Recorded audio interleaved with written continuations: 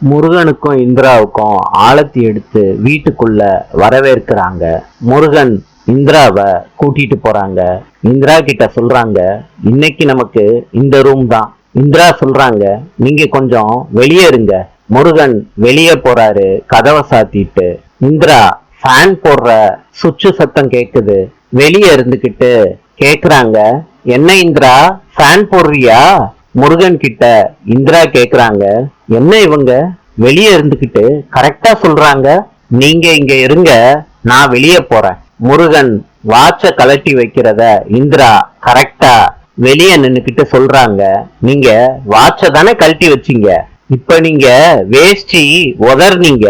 லட்சுமி சொல்றாங்க, வெளியே இருந்துகிட்டு அந்த ரூம்ல என்ன பண்ணினாலும் எல்லாமே வெளியே கேட்கும்.